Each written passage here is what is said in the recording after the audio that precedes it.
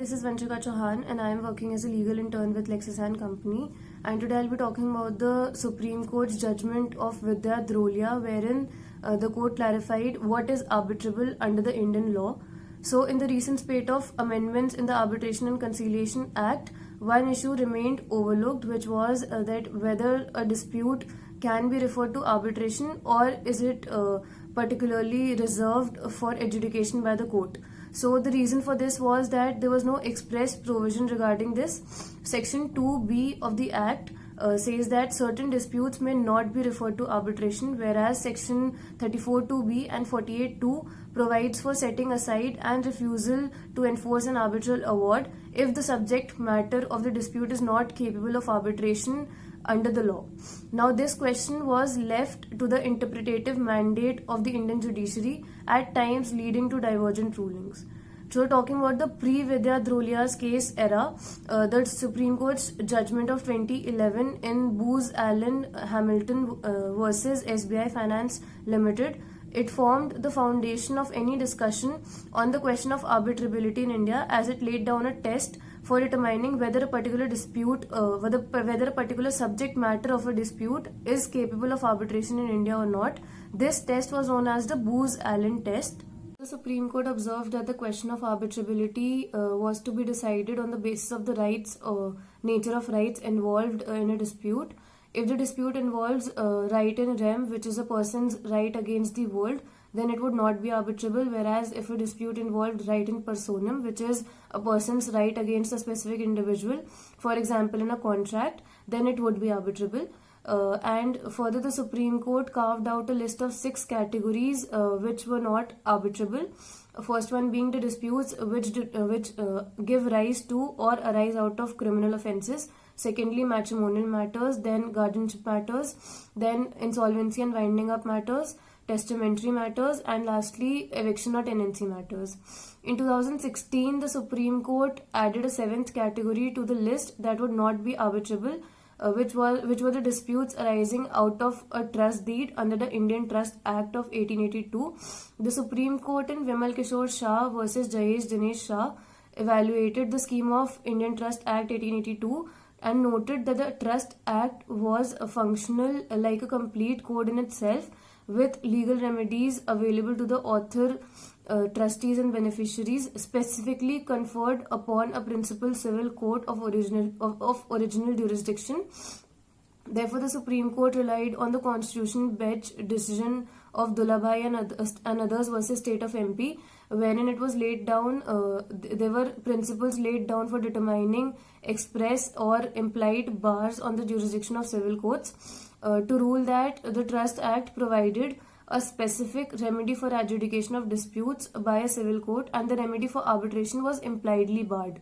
Now, the pre-Vidya Drolia era, the position of law in arbitrability of disputes was centered on 2 basic principles, which were first one being the nature of rights principle, which laid down the 7 categories of the dispute.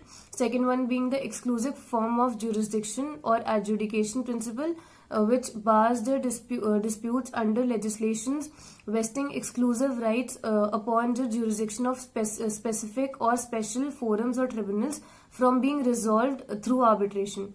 To the case of Vidya Drolia and others versus Durga Trading Company, in this a 3-judge bench was constituted, which was answering a reference made by a 2-judge bench of the Supreme Court, which was deciding an appeal against the Calcutta High Court order appointing arbitration or arbitrator in a dispute between landlord and tenant under Section 11 of the Arbitration Act. Although the order of reference was confined to whether the tenancy disputes are arbitrable or not, but given the lack of clarity in that concept, the court decided to found it appropriate or decided to review the position of Indian law on arbitrability, and also examined the concept of arbitrability in other jurisdictions. The Supreme Court propounded a 4-fold test to determine when a subject matter is not arbitrable.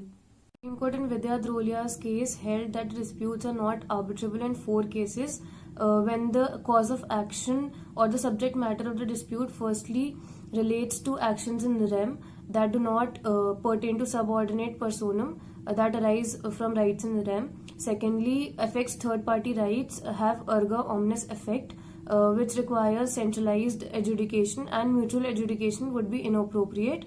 Thirdly, relates to inalienable sovereign and public interest functions of the state. And lastly, is expressly or by necessary implication not arbitrable under a particular statute. So the Supreme Court clarified that although these are not watertight compartments, but they would assist greatly in when a particular subject matter would be non-arbitrable under the Indian law. So the Supreme Court guided the forums on addressing the arbitrability issue in India.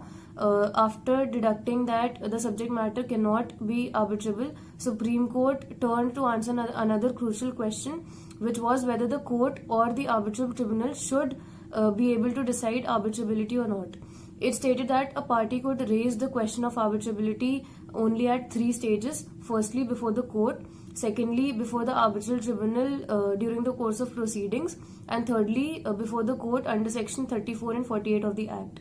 Now, the Supreme Court observed that the legislative intent of the 2015 and 2019 amendment to the Arbitration Act was to reinforce the notion that arbitral tribunal is the first preferred authority to adjudicate all questions relating to arbitrability, and the courts are only to have a second look at the awards under section 34 of the Act. It clarified that the courts could intervene to adjudicate on this issue only when the subject matter is demonstrably non-arbitrable, and the court referred to this rule as when in doubt refer to an arbitral tribunal.